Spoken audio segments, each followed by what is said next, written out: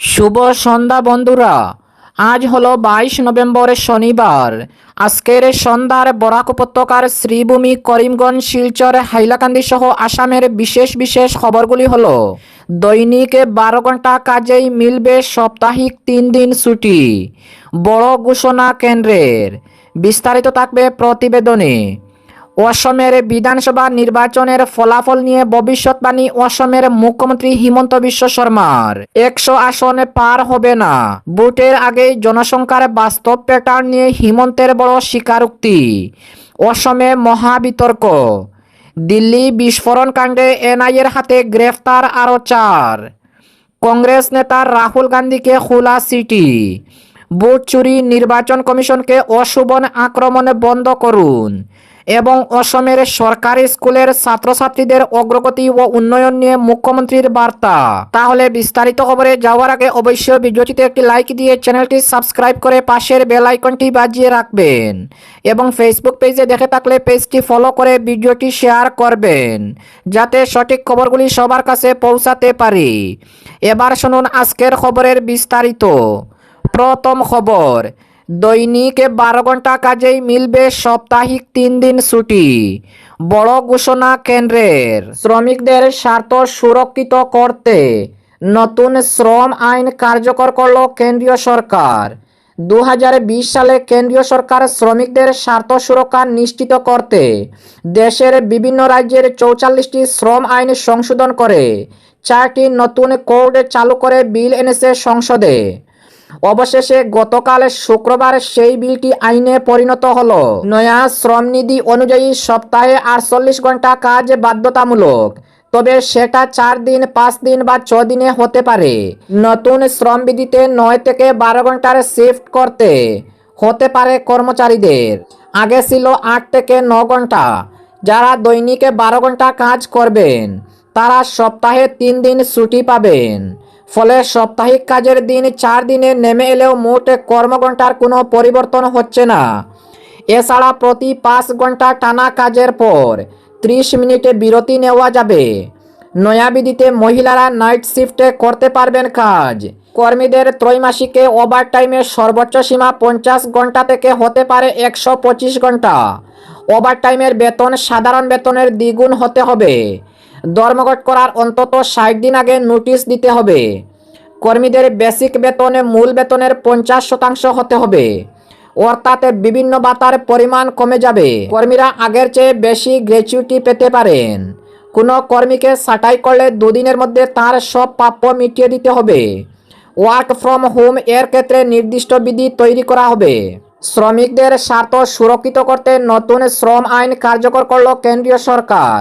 2020 সালে কেন্দ্রীয় সরকার শ্রমিকদের স্বার্থ সুরক্ষা নিশ্চিত করতে দেশের বিভিন্ন রাজ্যের 44টি শ্রম আইন সংশোধন করে 4টি নতুন কোড চালু করে বিল এনেছিল সংসদে। অবশেষে গতকাল সেই বিলটি আইনে পরিণত হয়েছে। অপরদিকে অসমের বিধানসভা নির্বাচনের ফলাফল নিয়ে ভবিষ্যৎবাণী মুখ্যমন্ত্রী হিমন্ত বিশ্ব শর্মার। 100 আসন পার হবে না, ভোটের আগেই জনসংখ্যার বাস্তব প্যাটার্ন নিয়ে হিমন্তের বড় স্বীকারোক্তি। অসমে মহাবিতর্ক। অসমের মুখ্যমন্ত্রী হিমন্ত বিশ্ব শর্মার সাম্প্রতিক মন্তব্যে অসম রাজ্যের রাজনীতিতে নতুন করে উত্তাপ সৃষ্টি করেছে। আগামী বিধানসভা নির্বাচনকে সামনে রেখে জনসংখ্যাগত কাঠামো, সীমা পুনর্নির্ধারণ বা ডিলিমিটেশনের প্রভাব এবং ভোট ব্যাংকের অঙ্ক কষে তিনি দলের উচ্চ আকাঙ্ক্ষা ও বাস্তবতার একটি মিশ্র চিত্র তুলে ধরেছেন। মুখ্যমন্ত্রী সরাসরি বলেন, অসমের 126টি আসনের মধ্যে আমরা 100-র বেশি আসনে জিততে পারবো না। এটাই জনসংখ্যার বাস্তব প্যাটার্ন। আমাদের পদচিহ্ন থাকবে 103টি কেন্দ্রে।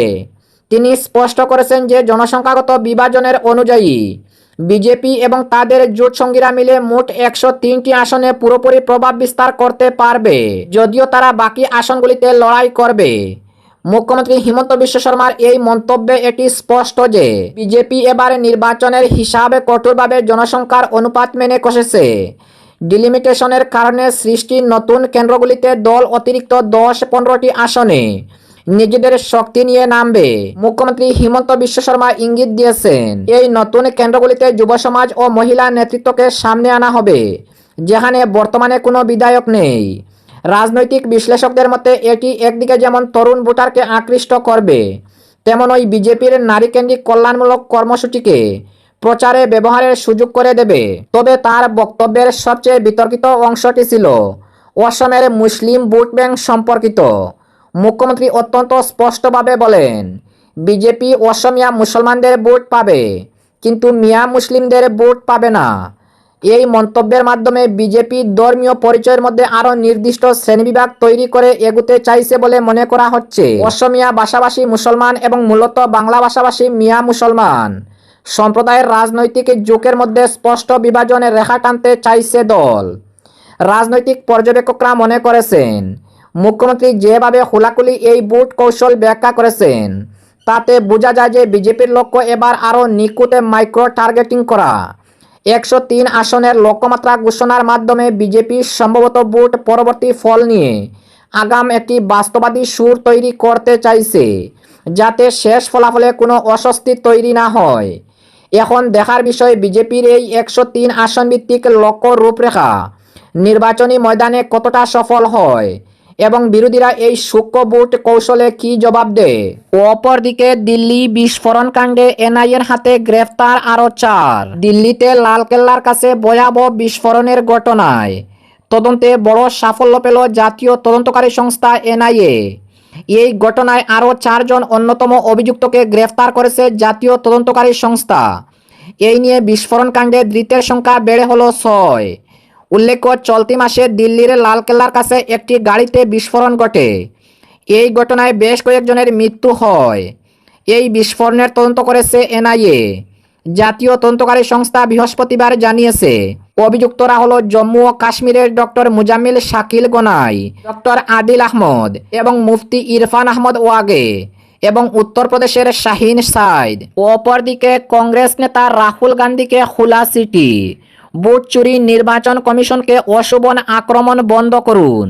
নির্বাচন কমিশনের লাগাতার সমালোচনা নিয়ে এবার সমাজের বিশিষ্ট নাগরিকদের সমালোচনার মুখে পড়লেন কংগ্রেস সাংসদ রাহুল গান্ধী।